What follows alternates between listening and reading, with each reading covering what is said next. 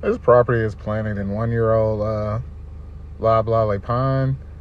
I'm not so sure about the pine trees. I'm not so sure.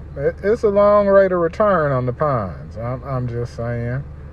And I don't know how that market's going to go. I mean, I don't know. I kind of think cattle would probably be a better thing in this area. At least a shorter rate of return. It's 20 acres. And yeah, I'm really leaning towards just, setting up infrastructure for cattle, digging a pond. There is a water source nearby, but it's not actually on my property, but it could probably be, diverted at times, but, I could probably just use that to fill up a pond, dig a pond. I don't think groundwater is that far under. Yeah, groundwater's not that far. So, yeah, I'm thinking this would be a better use for this property because the weight of return is at least 10 to 12 years on the pine trees, and I would like to hope with cattle I could be profitable within 10 years. But my short-term plans is I am going to look at getting a tractor and setting up infrastructure for cattle on this property. I've pretty much heard you should wait 3 years before incorporating cattle, with seedlings, with young trees. So I'll probably still give it another year to wait and see and just lease it for hunting for a year. And then after the wait and see what comes up, after a year, the trees ought to be taller than the brush. If the trees ain't no taller than the brush by this time next year, we just gonna have to get rid of the trees. And, a lot of the trees that are falling over that are, they should rot out. And, at that point, we should definitely look at, pigs, and I'm probably going to get some cattle and probably start a couple pigs before, even moving over to this property. But, yeah, I don't really see it being worth the rate of return. And really, the more value in this property would be developing the property, because I'm going to give you a screenshot of the property. Okay, and this is an overhead view, and you can see I-530 runs like right through the property. My property is the one on the left side, the larger side of the square that's kind of cut in half.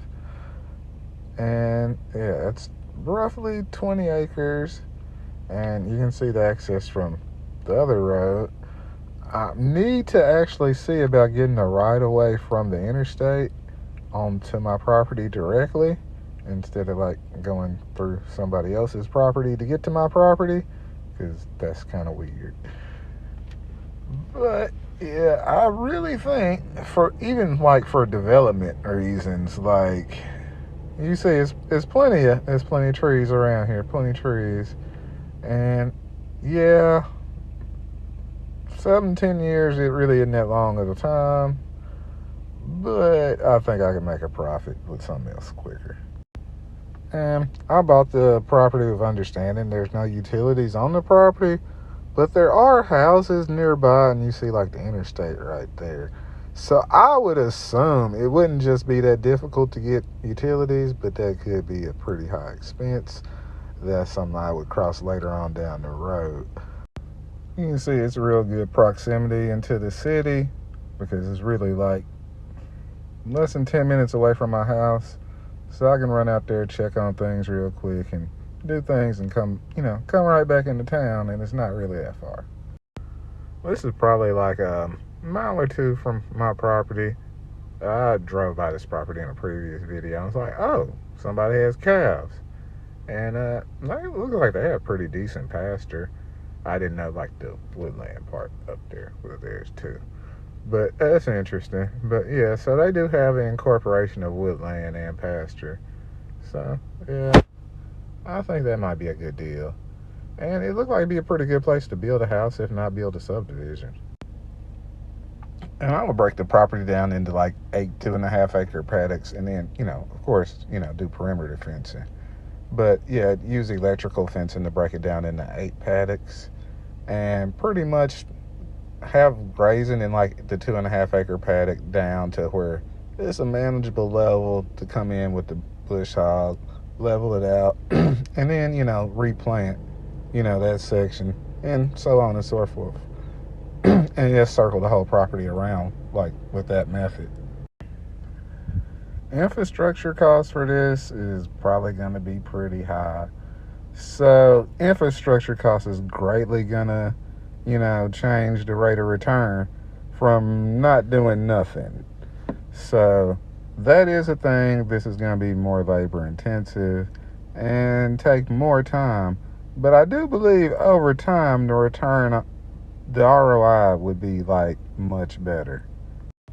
This is the property I've already been working on, and it's 2.5 acres. So I probably would start off with like 3 Woods heifers over here, and just to get, more familiar with working with cattle. And I'll probably just get the 3 heifers and then look at renting a bull, or yeah, we'll just look at that part when we get there.